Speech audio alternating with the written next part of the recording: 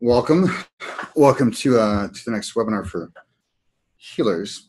And today we're gonna really drop right in. Most of you know me by now. You're getting familiar with me. If not, I'll remind you, send you a link out to something. I've muted all of you. You have the power to unlock yourself, to unmute yourself rather, and feel free to do that when you want to ask a question. One of the best ways to get the most out of these meetings is to ask as many questions as possible. First, just I want to make sure everybody can hear me. So if you can hear me, Neil, put your thumb up if you can hear. Okay, great. Thanks. I'm going to make this a fairly tight one today. We're going to move as quickly as possible. So let's just discuss what we're going to talk about. And again, if you want to ask questions, please use the chat window. That's the most effective way. That way I can address it at any point when it's appropriate. If you don't have access, if you're accessing this through the telephone or something like that, go ahead and unmute yourself and just ask the question when I ask if anybody has any questions. Today we're going to talk about designing packages and offerings, or your series of sessions. And just as a review, there's three critical components to building your six-figure practice. One is to have a comprehensive offering or series of sessions. The second is to have a sales system and actually use it. We'll present one next week. You don't have to use mine. It is one that's been incredibly effective though, so I recommend you use mine. But really, if you're using anything, systematically, you want to make sure that you're doing that so that you know at a meta level what the next step is and you can guide the client there. And the third, of course, is to give free, accessible, and valuable content, much like today, or like an evening workshop or demo or puja or whatever it may be, but to have game nights, whatever it may be, so that people have a deep sense of you.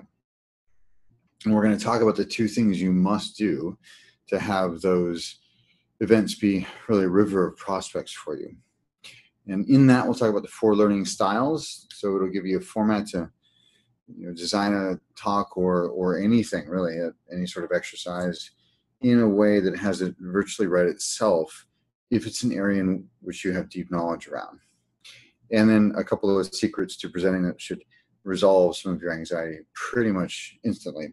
There's still some other things that you need to do with your mind often, especially since more people in America, so it always makes me laugh. More people fear death, fear public speaking than death. So of the 3 phobias in America, the top 3, the first one is public speaking, is death, and the third one's spiders. I think that's hilarious. I used to be one of those people though, so I can relate. Although I don't think I feared it more than death, but it was right up there. Of course, I'm also going to talk about the B School beginning in April. I do these webinars and live talks for 2 reasons. One is I'm here to provide value such that it transforms your life and your business for the better, whether we ever see each other and our paths cross again or not. And the second is I'm obviously here to promote my courses and services, and that's a very light touch at the end. So I'm committed to delivering value. By the way, there really is 3 things you must do. So should be a number 3 there. I added one when I was reviewing this morning. So let's drop right into it.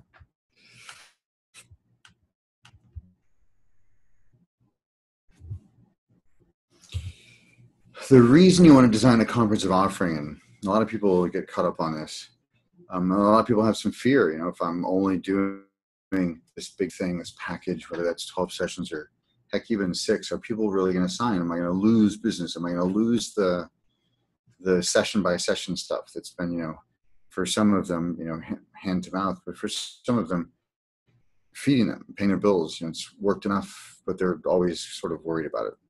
There's 2 reasons you do it. One is because the client gets sustainability of change.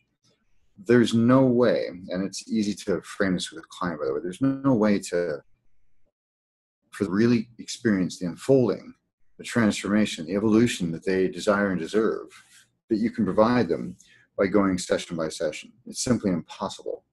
And they're making decisions all the time. It's almost irresponsible of you to let them go session by session, because they're making choices on limited information all the time. The other is that you hold a constant context for change and transformation. You're almost like a truing element for them. And you get financial stability, but it also serves the client because you can begin to think about them. You can relax. You think several sessions ahead. You're not worried about whether or not they're going to show up next week in the session. All those reasons. So why you do it. Somebody asked in the last webinar, how do you sell that? We'll talk about that in a little bit, but I'll just say it's actually pretty easy because if you start with the principle of telling them the truth, and that's that they're not going to get the change that they need by, going session by session, that really they need this process. It's really a process. I'm in favor of truth being the best tool of influence around. There's no gimmicks to the truth. It's just, it's the truth. But how do you design it?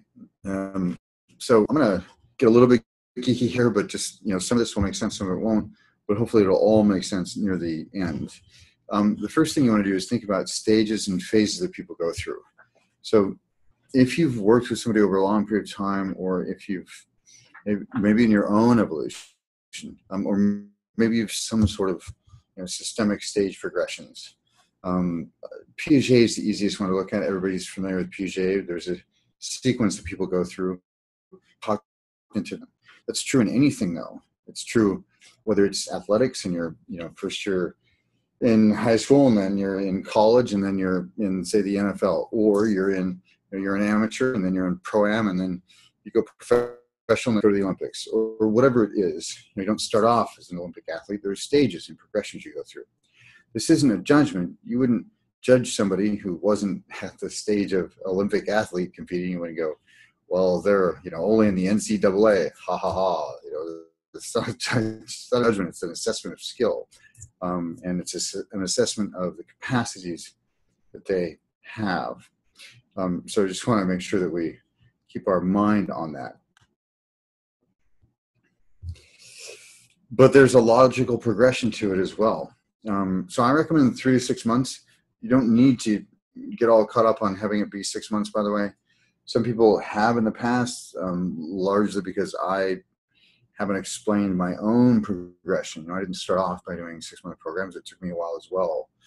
And part of it is it will authentically and organically build itself out. So you'll come up against a limitation with a client. You'll go, oh, well, they also needed this. And the next program will be a little bit longer. But you do want to start with something at least 6 sessions, and you'll quickly run into the limitations of it. You'll go, gosh, we really needed 9, but you'll know why. So don't get too caught up on creating something that's really long. For heaven's sakes, don't try to do a 1-year program if you've never done one of these before. And even 6 months. Give your grace around your own evolution, your own stages of development professionally with that. But it is a logical progression. For instance, you wouldn't, let's say somebody, just had a divorce. You wouldn't immediately start teaching them dating techniques and having them go out and date. You'd probably have them resolve grief and maybe resentment, maybe something towards the, whatever gender they were in a relationship with. Maybe they've got some stuff there. They've made some generalizations, men are, or women are, or gosh, all relationships are, or whatever. They've got some stuff going on, and that's going to be right here for them every time they talk to somebody. You probably want to resolve that first. And then, you want to talk about maybe how to date and some values, elicitation, maybe some, just general dating skills, questions to ask, where to put their attention, all of that. And then really third, you talk about conflict resolution and deepening their connection and, all of those, right? There's a logical progression there. That's true for anything that you can offer. I'll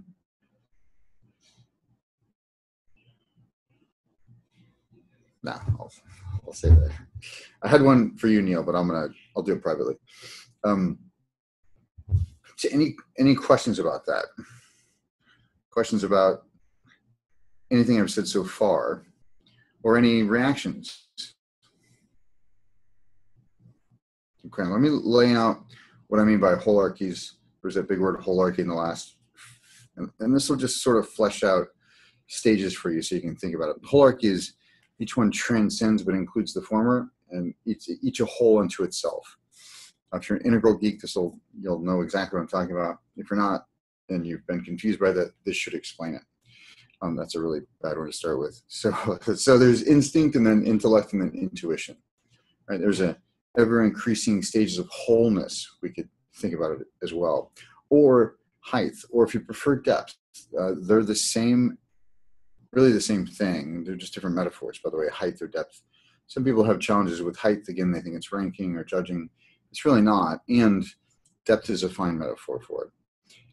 Vengeance to justice to grace, which is one of my favorites to really explain this, or revenge to justice to grace. Stages of increasing wholeness, egocentric to ethnocentric, or gender-centric to world-centric. With ethnocentric, you could also add in nationalistic. These are stages, again, of increasing expanse, increasing wholeness. And a very simple one's body, mind, and spirit. Now let's take a look at chiropractic.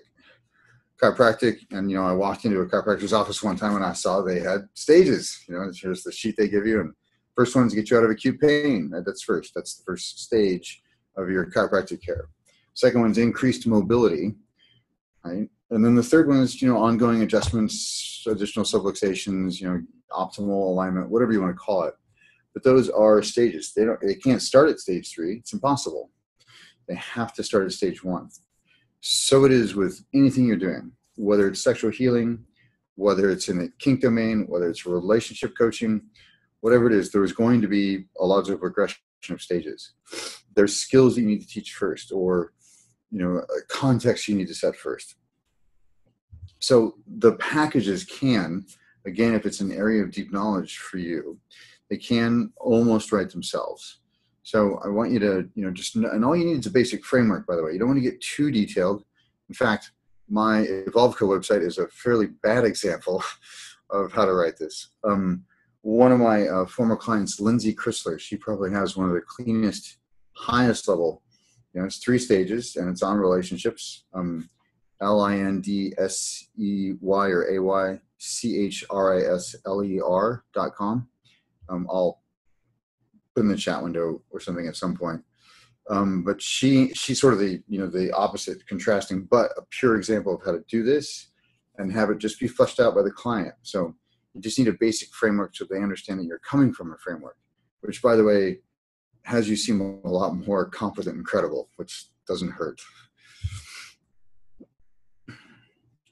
Someone, as I said, someone in the webinar last time asked, well, how do you do this and how do you sell it? Especially for sexual healers, she was asking. And really, it's about the art of pre-framing. And pre-framing begins, by the way, with the frequently asked questions page on your website, which is probably the least used and most powerful pre-sales tool you can have to really set context for people, or set, I don't know what else you want to call it in terms of it, but the FAQ is just so powerful. And really, any question that keeps coming up, you want to just add it to your frequently asked questions page. If people keep asking, well, what about this? You just address it. My FAQ, you've probably seen a version of my FAQ somewhere because so many people have modeled it at this point that I've had people emailing me go, hey, this person's using it. It looks like you. And I said, yeah, they were clients. I've been getting that a lot lately. Some of that's great, some of that's not. You do want to have it be your own language. You want it to seem authentic for you. And the structure, though, of the EvolveCo FAQ is a really great one. And very few of those questions and answers, I would say, don't address them at all.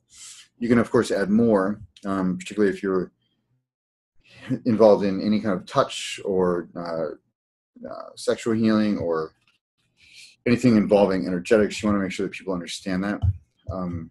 But you can include everything from why I don't really talk about rates to where to park.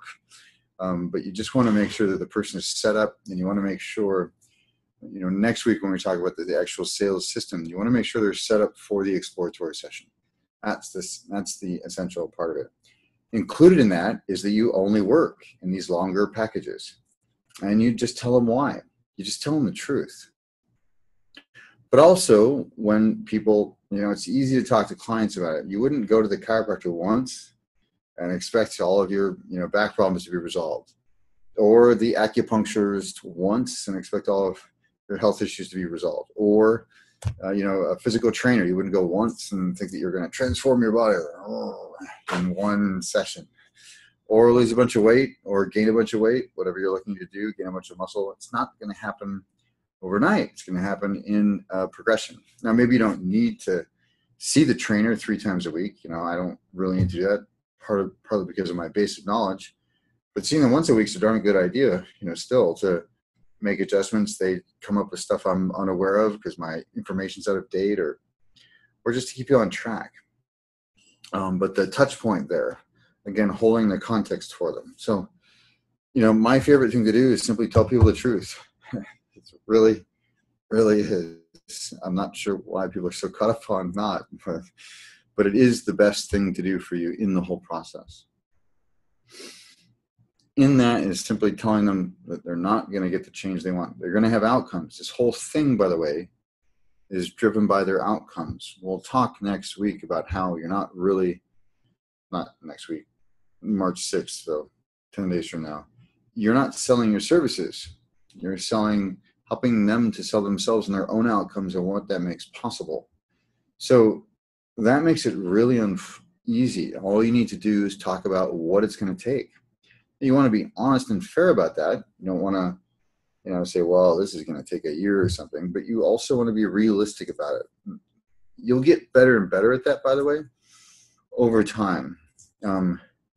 Just like I, virtually never have a session go over an hour anymore. I have sort of an internal clock, so everything is designed.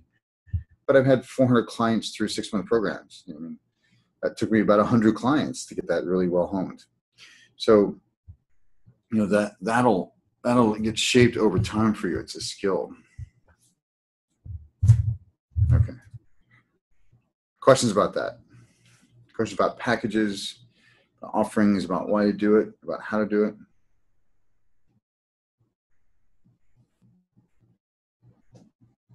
How am I doing? I'm noticing I'm talking really fast. How are you guys doing? Can you guys understand me? Yeah? Okay, great. Thanks, Neil. All right, so let's talk about talks and intros, demos, game nights, any of that. Anything where people are, or webinars, anything where people are getting that first component from you, which is where you're getting your prospective clients from. There's 3 things you've got to do to have them essentially be just a flowing, river, at least a good stream, a good babbling brook of prospective clients.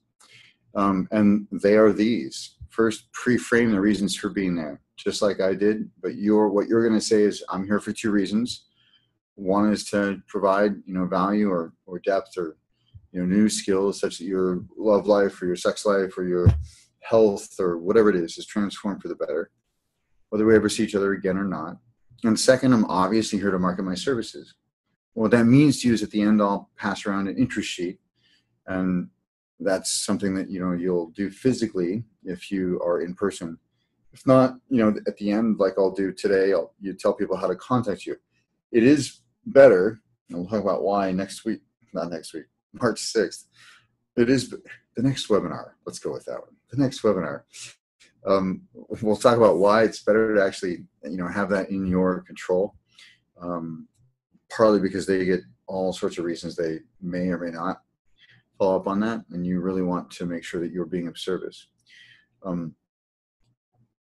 But the second is to deliver solid value. And I really mean that. All this, you've probably been to one of these weekend things where you're just constantly pitching from the stage. Cool, it's free, you got a bunch of value, but it's almost aesthetically abrasive. You sort of just get tired of the sales pitches constantly. And it's okay to say, when I work with clients or, in the course we'll talk about or whatever, but you don't want to just be constantly pitching. You want to provide value. You want people to walk away and go, gosh, that was amazing for some free thing. Now, I'm going to stop for a minute and address the free or low cost thing because it comes up for people. I tested that for a while. At first, I just wanted to make sure people showed up. So I thought, well, if I charge a certain amount of money, they'll show up. And I found that to not be the case at any price point where I felt comfortable charging for an evening, which is basically up to $25. Anything over 3 hours, you could probably charge more for, but that ends up being really a workshop. So that's a different conversation. And ultimately, I just ended up not wanting any kind of barrier between me and the people attending. So I just do this stuff for free. Now, if it's something like a game night or a puja or a demo involving any kind of, or erotic, energetic, sexual skills, anything like that, where people are sort of, they're excited and a little nervous to come, you can probably charge a little money for that and it won't impact anything. Mostly because they expect it. I ultimately just worked into my business, that some people say, well, what about the cost of the room and all? It's like complaining about the 3% that PayPal charges for you to swipe a credit card. Who cares? It's just, it's part of the business. At first, there are some concerns for people with that, but ultimately, you sign one client to an extended program and you start to realize how silly all those little worries are. They just become irrelevant as you become more prosperous. And then the third thing is really just follow up on the promise of the first thing, which is pass that darn interest sheet around or give them a way to contact you. Or, you run a contest or you give, the first 2 people who contact you for a call, get some free thing, anything like that, where they're inspired to contact you. That's the way to manage it with a webinar. There are some things that are not translatable over webinar. I think anything involving erotic, sexual, or energetic skills, it's just much more difficult. This obviously lends itself very well. Also, while it's definitely possible, and I've certainly had the experience recently of getting clients through webinars, one-on-one clients, they do get a deeper sense of you in person. Now, I used to say that, you don't get clients this way. I'm not going to say that anymore. It is better for selling courses and products, but it's not a, either or kind of thing.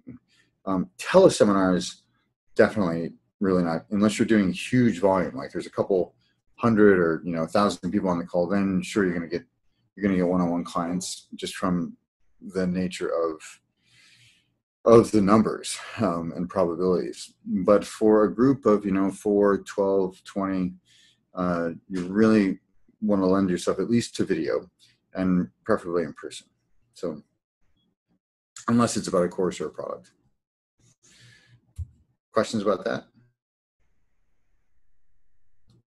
Okay. Oh my gosh. Okay. Let's just go down these. So 2 secrets to presenting. One is that nobody knows how it's supposed to go but you. So people get all worried. And it's like, you're the only one with the outline, right? If you just have your attention on what you said, like, frankly, I copied and pasted from the lead page, right? What did I say I was going to say? Put that there. That was easy, and then of course, obviously I built it from there. There's, 25 slides here or something, there was only 4 bullet points on the page, but it wrote itself just making sure I delivered on the promise in the marketing, which is critical. You always want to deliver on the promise, by the way, in the marketing. It seems like common sense, not sometimes. Because, you get caught up in just stuff you want to say or stuff that you think they need to know, but really, people just want you to deliver on what you said you were going to do. And that's easy to do. So nobody knows how it's supposed to go. The other is you should check in with your body, and is it really anxiety? Sometimes it's an interpretation error. Maybe it's just your body preparing you to act, to perform, adrenaline. If you talk to any performer who's going to go out on stage, they're pretty amped up. That's not because they're nervous necessarily. But if you're not used to it, you might think, oh my gosh, I've got stage fright or whatever. Now, if you're actually having full-on panic attacks, you're sort of fading out, then maybe it's a anxiety thing, and we can resolve that. In fact, we'll do it first in the course. The whole first month is spent on emotions and self-esteem. But those are the two secrets. One is it may not actually be anxiety, checking with your body. But the second is really nobody knows how it's supposed to go. Nobody knows how it's supposed to go, except for you.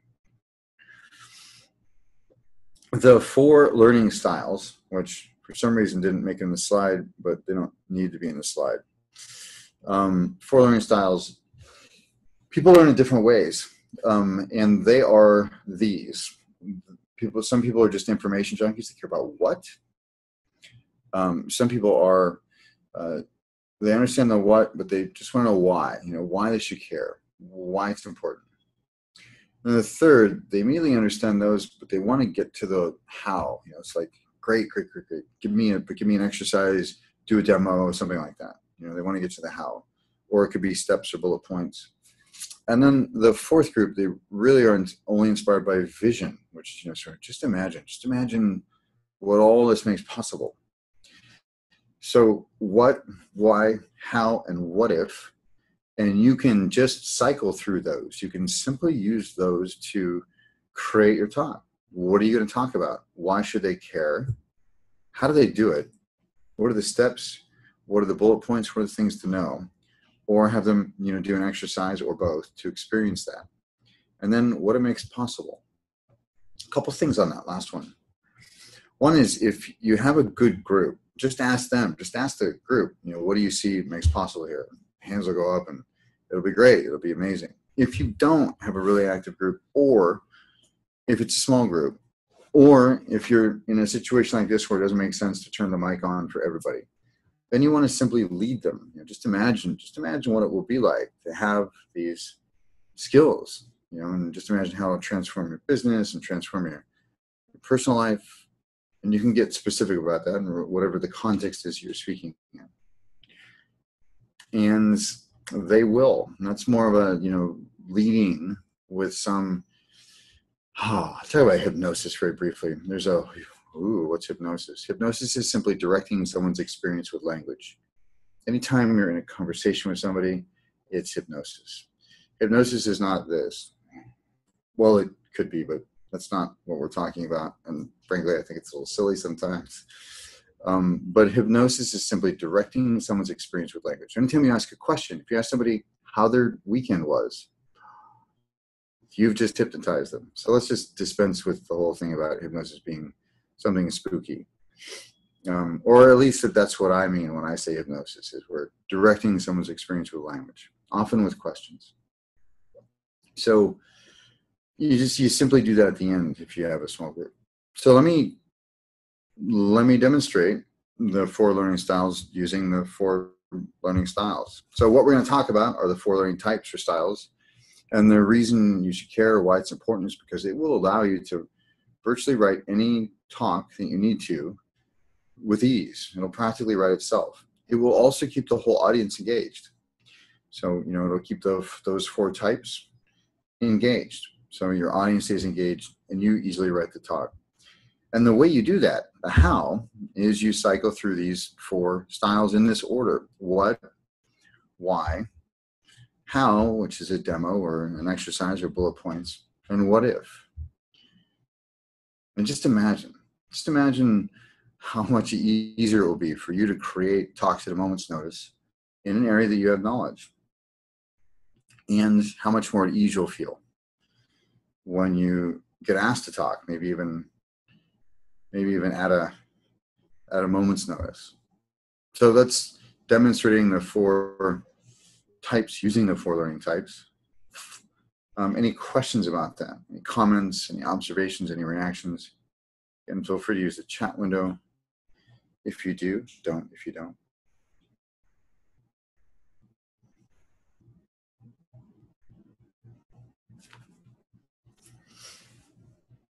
Questions, comments, observations, reactions. Going once. Going twice. Cool. Good. Okay.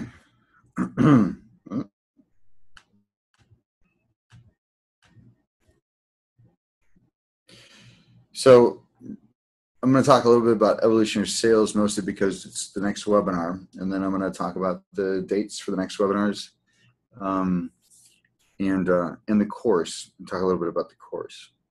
In the background, if you think of any questions you have about designing packages or, oh, you know what? Actually, let me talk a little bit about marketing lead time, I think, cool. I'll definitely, let me talk about marketing lead time. This is something that I think people get tripped up on. What I've noticed is the sweet spot for lead time on marketing for events like this is 10 days. The reason, and you want to do it, 10 days before, and then 7 days before, or 3 days before, or both. Depends on how much engagement you want and where you're publishing to. If you're publishing to a community list, you want to make sure you're obeying whatever rules there are. If you're on a Yahoo group or Google group or anything like that where they allow marketing, you want to make sure you're following the rules. Or you have a darn good reason not to, that you can explain yourself. But the perfect lead time is 10 days. Here's why. At over 14, they're not ready to make plans yet, especially here in the Bay Area. There's so much opportunity to do different things. Less than 7, and they may have already made plans. They've got plans for that night. So 10 days is really the ideal time. 7 at the last minute. You can, of course, do the day before or whatever, only. But I recommend 10 days, 7 days, or 3 days, or both, and then the night before or the morning of. Some of you saw a video from me this morning. Maybe you saw an email from me this morning. That was the last, reminder and push for this one.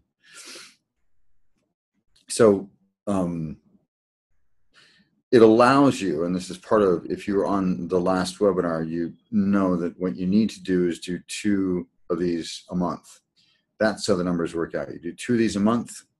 You sign 2.5 clients as a result to a extended program. And in 6 months, you're on pace to make $108,000 in the following fiscal year, assuming a couple of things. And the primary one is that you're charging at least $150 an hour, which here, of course, is almost low if you're good. And it's where a lot of people are starting at, people just coming out of their certifications. So that's the quick thing on marketing lead time. Evolutionary sales, which is going to be a pretty intense, I would call this one light compared to what the next webinar is going to be like. I'm going to lay out the whole sales system for you. So, when I got into this business, I knew that I knew that it was possible to have a sales system that didn't leverage any fear or scarcity. I knew, and I just generally have a distaste for that. And it had to come from service and contribution. It should have a foundation of vision and possibility, inquiry, not manipulation. And it needed to be clean enough, in my opinion, clean enough that you can be transparent about your sales tactics to any prospective client. If they say, is that a sales tactic? You can say, yes, it is. And here's why it serves you. Here's how it serves you. Here's why I use it. To me, that's, by the way, the litmus test for ethical sales. Can you be transparent about your tactics? Are you willing to be? Now, it could be that if you're unwilling to be transparent about the tactics, that you just don't understand it enough. And you go, well, so-and-so just said it works. In which case, you just need to look a little bit deeper to the organizing principles. And maybe there's one that does serve the client. Or maybe you should ditch that technique. If you're using hypnotic anchoring or anything like that, anything that, like if you're the pickup artist of sales, oh God, please don't use any of that crap. You don't need to. You don't need to. But in a phrase, I needed to create a system that passed the holistic smell test. And that starts with the organizing principles. So let me just give you a little taste, a little preview of evolutionary sales. And if you haven't seen my piece about how every human being is a philosopher and what organizing principles are, that's worth a read. And if you just search, Jason McLean, organizing principles, or every human being is a philosopher, you'll find it somewhere on the web. But here they are. You're not closing a deal. You're opening a relationship. I'm not really sure where people came up with closing a deal. It certainly wasn't in a service-based industry, though, where you're just starting when they sign. Notice how that shifts, though, your orientation to the thing. Right? If you're opening a relationship, it's different than closing a deal. It feels different, too, and you will behave differently, which is what organizing principles are really about. is around how you organize your behavior under this philosophical principle. And we all have those. Most of them are just out of our awareness.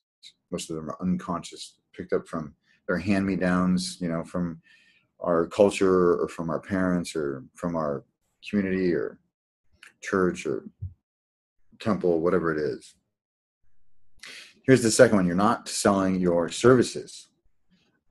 Which, by the way, this one removes all the sort of, I don't know what you would call it. It's been so long, but adversarial.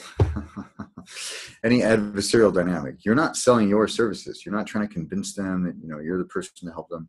You're guiding them to sell themselves on their outcomes and what that will make possible in their life, or their business, or their sex life, or their relationships, or whatever, what it makes possible. That's what they're buying. They're not buying your services. Now, your services, you have to be congruent that they can help, and it has to be accurate. You have to be certain, essentially, that you can help them. If I'm not, I just tell people that's not my area, or I could, but I won't, or I know some stuff, but I haven't mastered that area yet. I just tell them directly before they sign, so that they know what my area is and what it isn't. But then the third one is to demonstrate competence, and through that, and by demonstrating the cogency of your offering. Cogency is a highfalutin word I won't get rid of. It essentially means that it makes sense to them. It's intellectually compelling. So, the whole sales thing about how people buy for emotional reasons and they justify with logic, I mostly disagree. And you want to, if you use that stuff, if you use that approach to sales, you're going to have some buyer's remorse. And there's two contexts in which you do not want people to have buyer's remorse. One of them is when they give you a lot of money. I think we all know what the second one is. And then the fourth is to embody the fact that the money is secondary. There's lots of little ways that we do that in the evolutionary sales system. And we'll talk about all those next week. But for me, this really demonstrates that it passes the holistic smell test. This is also the principles around which the system was designed intentionally, sort of reverse engineered it.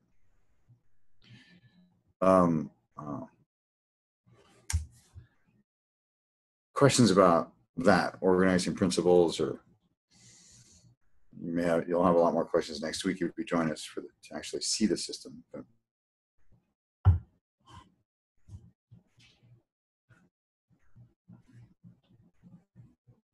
Okay. Here are the upcoming webinars. Friday, March 6th, we'll talk about the evolutionary sales system. I think I've said enough about that. Friday, March 13th, also at noon, will be troubleshooting your practice. And that'll just be where you get to come and ask me questions for an hour. And I will probably have an answer for you. Could be anything from weird situations with clients where you're like, how do I deal with this? To ways to structure your practice that you're unclear on because, because you're still building it and you're still figuring it out. But really anything will be appropriate in the context of building your practice or client relations. And it could be, anything, really, anything. It could be how to market something. So just the whole range. Bring all of your questions. And then Tuesday, March 24th will be one that we had scheduled, but we've moved it to the future, and it is beliefs, your future and invisible ink. Your beliefs they're always present in your language. That's the thing. And a lot of people don't realize that they're beliefs. They hold them as real. And they'll say things like, well, people aren't ever going to, or I'm not sure that I, can blank, or whatever it is, or men are, or women are. Any globalized, by the way, generalization, which always contains the verb to be. So women are, men are, society is, those are going to be global general beliefs, which are, by the way, never true. That's right. I used a global statement to talk about global statements not being true. Yes, they're never true. They're never true. They're always going to be incomplete, partial, inaccurate when you get down into anything involving individuals. And then one more Troubleshoot Your Practice, Friday, April 3rd. Mark your calendars now. They're all at noon. March 6th, March 13th, March 24th, and April 3rd. Here are the dates for the course. April 18th and 19th, we begin with your foundation, clearing out fear, anxiety, guilt, beliefs about money and spirituality being in conflict somehow, beliefs about your own worth. We'll look at your worthiness of receiving, which is all inside of you. It's nothing we can do to assist you in believing that you're worthy of receiving. It's a matter of you accepting that you already are. And then, of course, building the other component of your self-esteem, which is knowledge of your competence. That happens over time. That's contextual, like that. It's the difference between, by the way, value and worth. We'll get into that distinction as well. And personal and practical, which is why so many people suffer when somebody doesn't do something, they take it personally. Do something, show up for a workshop, anything like that, people take it personally. It's because they've got those two domains collapsed. It's a simple self-esteem distinction. Simple. It's one I created after some thought. And then we'll spend March 16th and 17th designing or honing your offering. This seems to have been the most confronting aspect, believe it or not, for people that I've worked one-on-one with and in courses. And this will be the 4th or 5th time I'm delivering this course in some form. Okay. Lost audio is back now. Okay, great. What's the last thing you heard?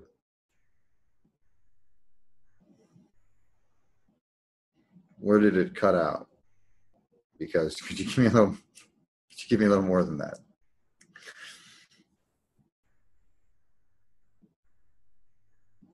Well, I'll just talk about the second weekend.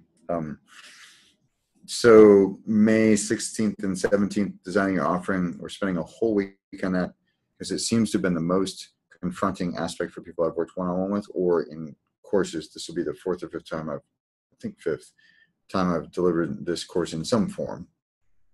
Of course, it looks nothing like it did, 6 or 8 years ago when I first delivered it, but it's just gotten worlds better.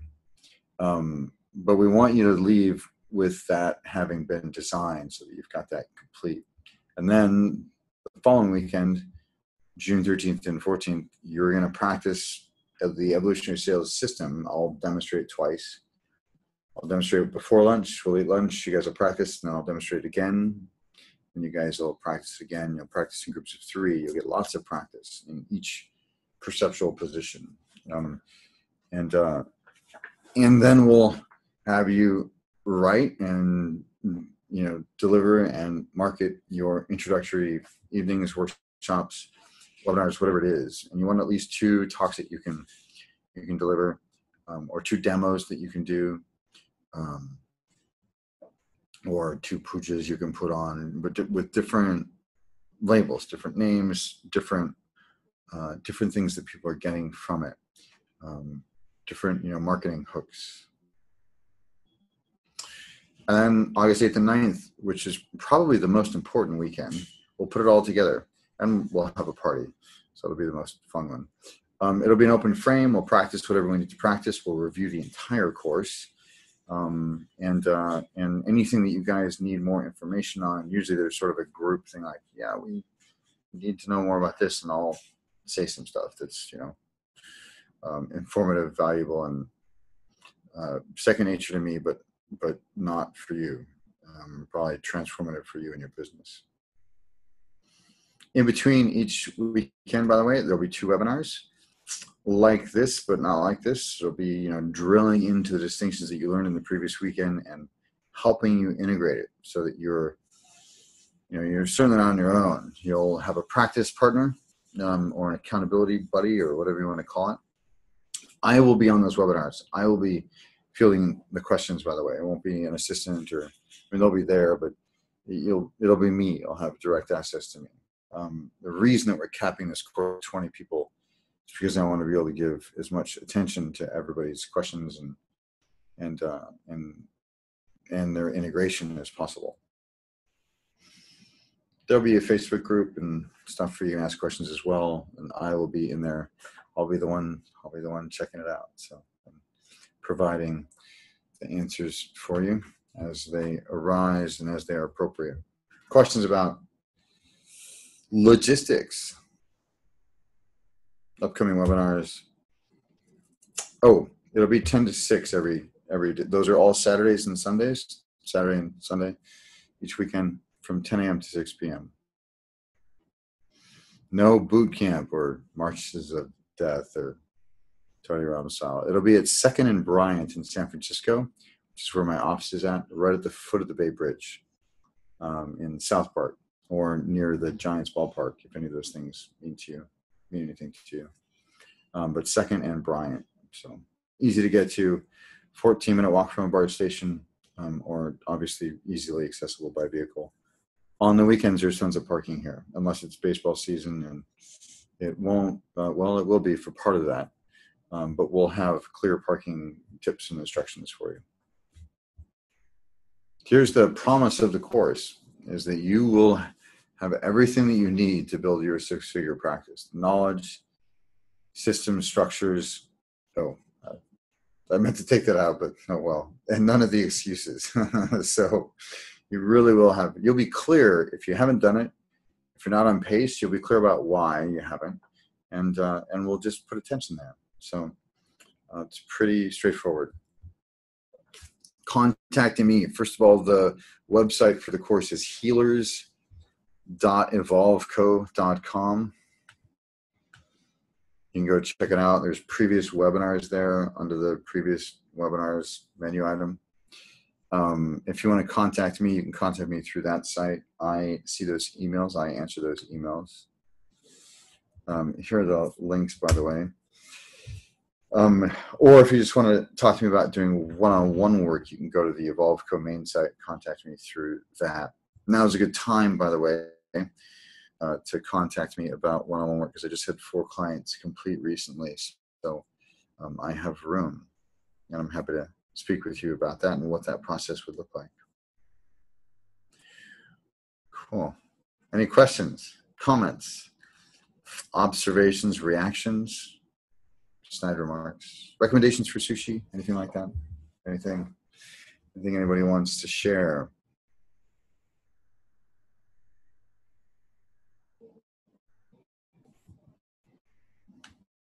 If not, thank you, Ryan. If not, I will thank you for your time. You will get the video and the slides for this. So you'll be getting those hopefully by this time tomorrow. It will depend on how successfully the web export feature works this time. So the next webinar, I hope to see you on the next webinar, March 6th, Friday, a week from Friday. Yes, I'm gonna repeat this one. This is great. Neil said, "Thanks. Very helpful to have a framework for the framework." Yeah. That's great. It's fantastic. So feel free to contact me. I'm incredibly accessible, and I'd love to talk to you about the course. And I'll see you on the next webinar.